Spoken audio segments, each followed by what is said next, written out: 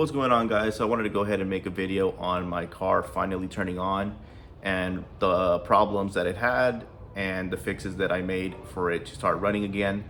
Now, I made two previous videos about the fuel pump and me cleaning the tank because it was rusted, and kind of all that leads into this problem that I had and how I finally fixed it. So I'm gonna go ahead and start from the beginning. And so that is that I painted the car. I had it sitting for 3 years, and finally when I turned it turned on normal.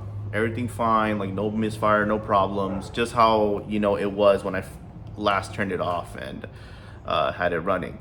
So I go ahead and I leave for the morning with the car, drives fine. I can feel a little bit of a misfire towards like the end, like 8,000, 7,000 RPMs.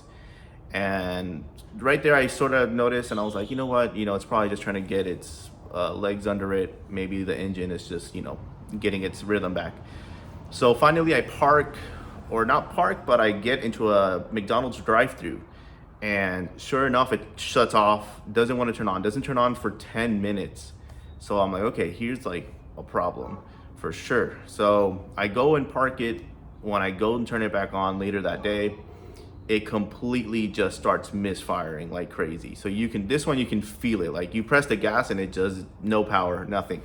And this is early on, maybe 2,000, 3,000 Ks. So it just doesn't want to do anything. So I park it. I'm like, okay, last thing I changed was or not last thing I changed. So this is where I was like, okay, it needs to be the fuel pump or the fuel filter. It's been sitting. It was with no gas in there, so obviously moisture and stuff got in. So I figured it was a gas tank. Went ahead and dropped it, and sure enough it's rusted. So that's when you can see it in the video of how I cleaned that. So I did that, changed the fuel pump, because that one I'm pretty sure was like the one from 2000, so it's really old, 25 years now. The fuel filter was completely gone, so that was corroded. The fuel strainer obviously must have had gunk in there as well, so might as well go ahead and change that.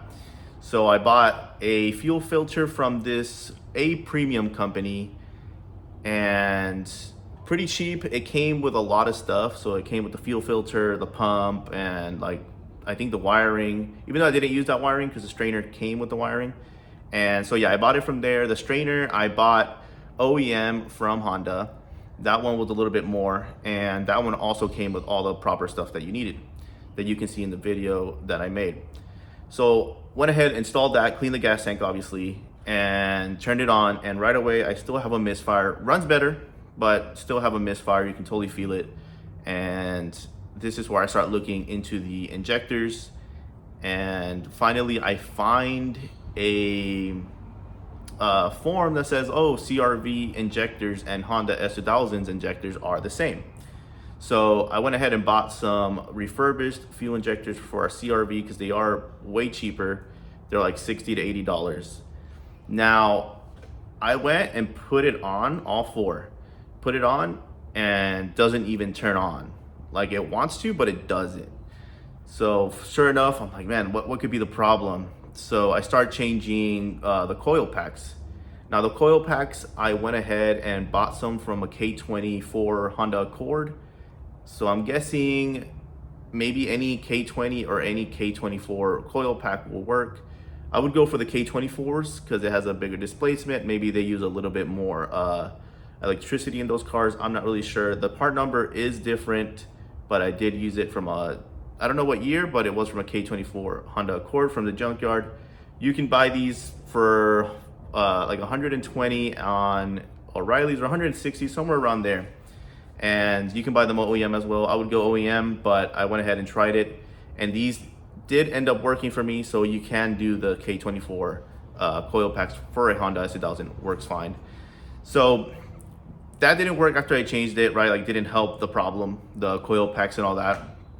So finally I'm like, man, what could be the problem? Like I don't know anymore. I changed the spark plugs, everything. I checked the wiring, like it was running before. Like I didn't touch anything before that. So why would all these things give me problems? So finally I read in a form the injectors for the CRV, even though it's a 2001 CRV and it's 2.0 engine that it has. They look the same, so look at them. They look the same. Oh, sorry. They look the same, and it should have like a little rubber here, but it doesn't have it. They look the same, but they are not. The CRV injector has 240 cc, where the Honda S2000 has 360 cc. Somewhere around there, 360 or 340, but it's a way higher cc than the CRV. So obviously that's my problem. That's why it's not turning on. I finally go ahead and find some used Honda S2000 injectors because I couldn't find any. And they were like 350 for all four. New alone, like OEM, for just one is 240. So just imagine, you're gonna waste $1,000 on these injectors if you go new OEM. If you got it, do it. But I found it used for 340, put them in, and it worked. That's with the K24 coil packs and the original injectors. So the K24 coils and the original injectors, it turned right on, just how it felt before, normal back. And I drove it for now 2 days, and I love it. Like it's back to normal, just how I remember it. You start to forget how it used to run when you when it starts giving you problems, and you're just like, man, like what the heck. But yeah, finally turned on, and the injectors were the problem, which totally makes sense because I changed the fuel pump that was rusted, went through the line, messed up the other injectors.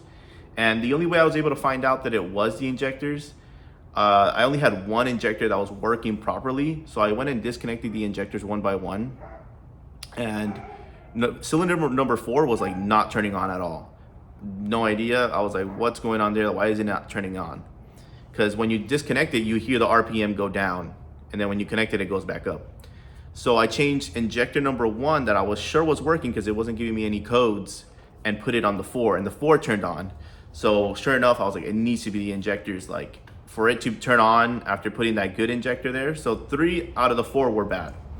So then I go ahead and buy the right injectors, and it works. So you can also disconnect the coil packs to see if the coil packs could be bad, and you put it on the one that's bad, on the cylinder that's bad, so you can find out that way as well.